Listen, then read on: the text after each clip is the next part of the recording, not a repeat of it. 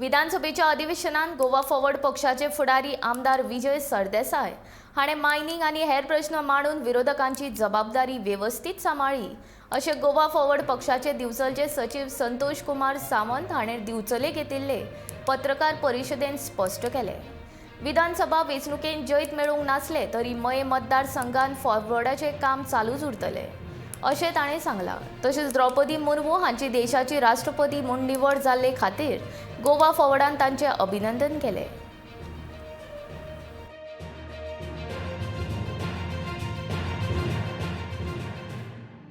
आश्वासना दितात की 3 महिन्यात 5 महिन्यात 6 महिन्यात जातले म्हणून, पण अजूनपर्यंत रिझल्ट मेळ्ळो ना।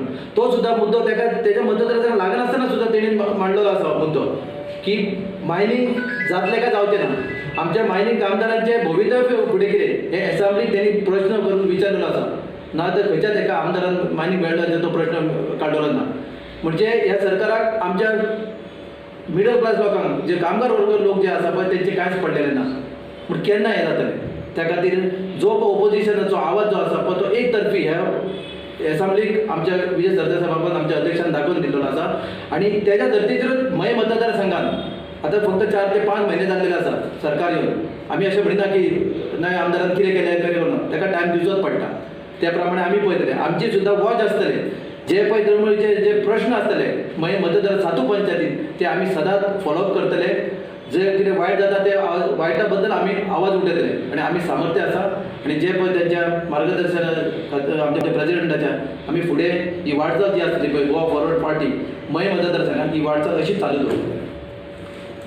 देशाचे 15वे राष्ट्रपती श्रीमती द्रौपदी मुर्मू हेजे निवड जाल्ली आसा राष्ट्रपती पदा खातीर तेंचें अभिनंदन करता आमी पक्षातर्फे। काय अभिनंदन पात्र आसा की ती ओबीसी मागासवर्गीय असून सुद्धा राष्ट्रपती पदाचेर पावप एक महिला बरी गजाल आसा देशा खातीर, म्हणून तिचें अभिनंदन